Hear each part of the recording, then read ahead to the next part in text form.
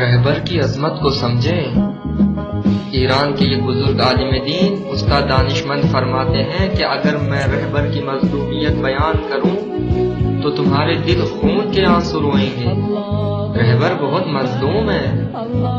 وہ ایک واقعہ نقل کرتے ہیں کہ جب وہ حرم امام علی ابن موسیٰ رضا علیہ السلام میں تشریف فرماتے تو ان کی ملاقات رہبر کے ایک سیکیورٹی اہلکار سے ہوئی، تو وہ ان سے رہبر کے احوال جاننے لگے کہ رہبر کیسے ہیں۔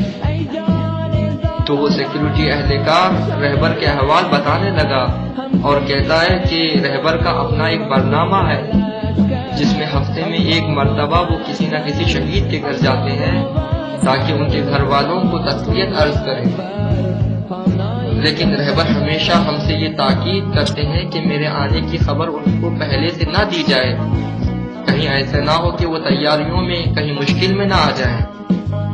جب رہبر گاڑی میں ہوتے ہیں تو 15 منٹ قبل کوئی نہ کوئی جا کے ان کے گھر یہ پیغام پہنچاتا ہے کہ رہبر آپ کے گھر آنا چاہتے ہیں، آپ سے اجازت چاہتے ہیں۔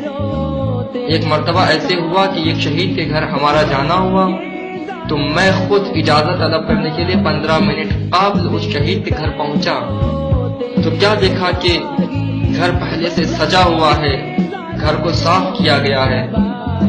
میں جیسے ہی دستک دیا تو شہید کی ماں باہر آئی اور سوال کیا کہ آغا کہاں ہے؟ تو میں حیرت میں پڑ گیا اور کہا کہ کون آغا؟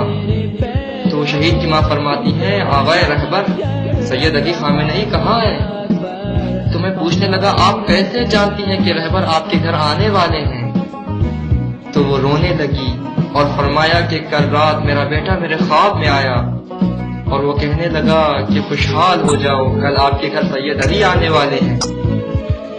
ابھی گفتگو ہی ہو رہی تھی کہ اتنے میں رہبر کو تشریف لائے تو وہ رونے لگی اور اس نے ادامہ دیا، کہا کہ کل وقت کے امام زمانہ عجل اللہ تعالی فرجہ الشریف بھی میرے خواب میں آئے تھے اور کہا کہ کل سید علی خامنئی آپ کے گھر آنے والے ہیں، میرے طرف سے خوش آمدید کہنا اور میرا یہ پیغام ان تک پہنچا دینا۔